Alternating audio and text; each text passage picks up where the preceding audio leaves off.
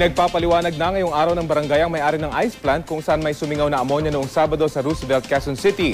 Pinasuspindi na ang operasyon ng nasabing planta at posibleng paalisin na rin daw ito sa lugar. Balita hatid ni Sherry Ann Torres.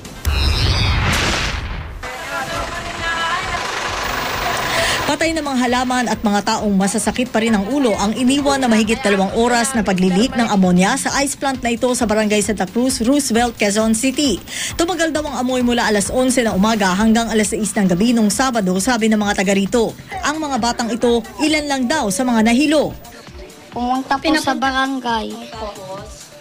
Doon po muna kami pinahinga.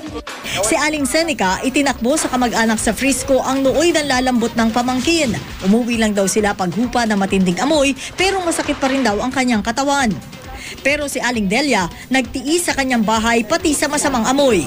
Kung masakit ang ulo ko, ito parang mabigat ito sa akin.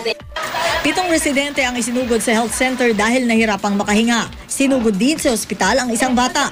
Silang lahat, pati na ang mga lumikas, nakauwi rin kinagabihan. Pinasuspinde na ng Barangay Santa Cruz ang operasyon ng ice plant. Pero hihintayin daw muna nila ang resulta ng isinasagawang investigasyon ng Bureau of Fire Protection o BFP. Inaantay po namin yung report ng Bureau of Fire.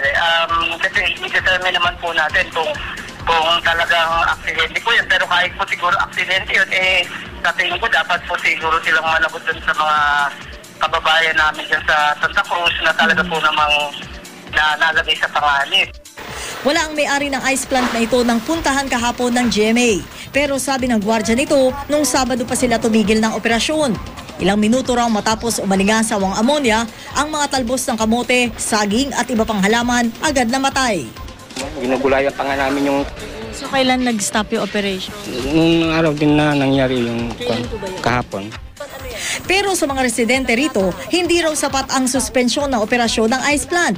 Pero issue na ho yan, matagal na ho yung dapat hindi na operate yan kasi ang ingay-ingay eh.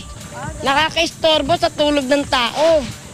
Yung gilid lang kasi kahit puntahan niyo naman marami yung mga paligid niyo. Pinatawag na ng barangay ang may-ari ng ice plant ngayong araw para pagpaliwanagin. Pag-uusapan na rin daw nila sa barangay council ang posibleng pagpapaalis sa naturang planta. Sherry Ann Torres, GMA News.